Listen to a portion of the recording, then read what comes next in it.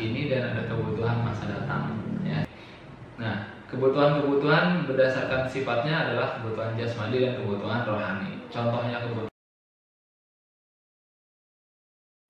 Ya, buat kalian yang belum subscribe, jangan lupa tekan dulu tombol subscribe, letaknya ada di sini, di bawah sini berwarna merah, ada tombol subscribe, silahkan pencet dulu. Kemudian ada lambang lonceng, itu juga tolong dipencet lagi. Kemudian aktifkan notifikasi, semua notifikasi atau all notifications. Terima kasih. Kemudian kebutuhan berdasarkan subjek yang menerima, ya, subjek yang menerima. Misalnya kebutuhan untuk satu orang, ya, kebutuhan untuk satu orang ini bisa kita sebut dengan kebutuhan individu atau kebutuhan untuk banyak orang, ya, kita bisa sebutnya namanya kebutuhan kelompok atau kebutuhan kolektif, ya. Jadi ada kebutuhan yang diperlukan oleh satu orang saja atau diperlukan oleh banyak orang, ya. Contohnya kebutuhan satu orang adalah makanan, termasuk kebutuhan bisa kebutuhan satu orang, bisa juga banyak orang. Makan sebenarnya semua orang butuh, tapi makanan yang berbeda-beda itu sesuai dengan kebutuhannya masing-masing. Pakaian juga di zaman modern ini sudah dibuat variasi ukuran, dibuat variasi jenis-jenisnya. Ada pakaian seragam, ada pakaian resmi, ada pakaian yang misal pakaian olahragawan. Itu dibuat berdasarkan individu-individu yang akan menggunakannya. Sedangkan kebutuhan kolektif contohnya adalah kebutuhan-kebutuhan yang sifatnya dipenuhi atau dinikmati oleh banyak orang. Contohnya adalah transportasi, ya. Transportasi umum contohnya, ya. Itu adalah contoh kebutuhan kolektif. Pendidikan secara umum juga termasuk kebutuhan kolektif, ya. Pendidikannya, ya, bukan misalnya baju seragamnya. Kalau baju seragamnya dinikmati oleh satu persatu. Oke.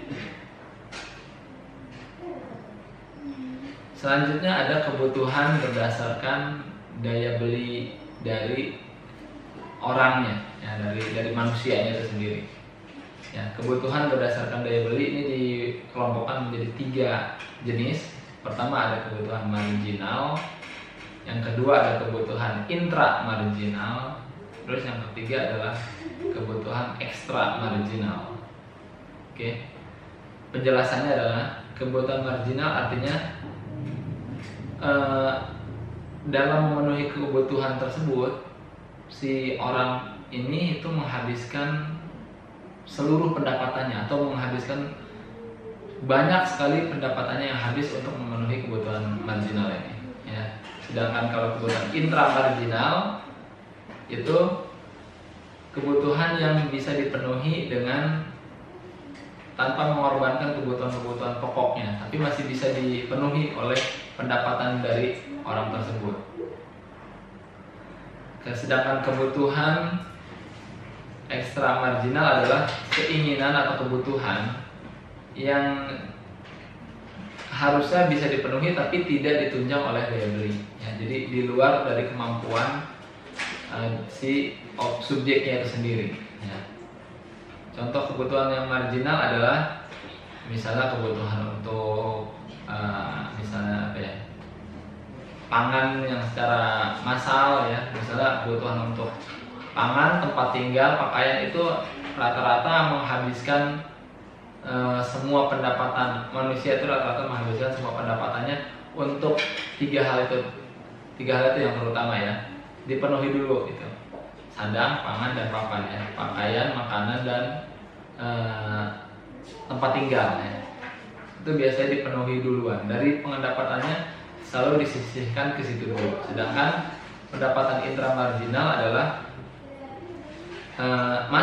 masih sesudah pendapatan marginal itu masih ada kemampuan untuk membeli atau memenuhi kebutuhan-kebutuhan lain seperti membayar misalnya untuk transportasi, membayar BBM, ya. Itu biasanya dipenuhi sesudah kebutuhan marginal, ya. Tapi masih bisa disanggupi oleh subjek itu sendiri, ya. Sedangkan kebutuhan ekstra marginal adalah kebutuhan juga tapi tidak bisa dipenuhi langsung saat itu juga, oleh pendapatan dari orang yang membutuhkan.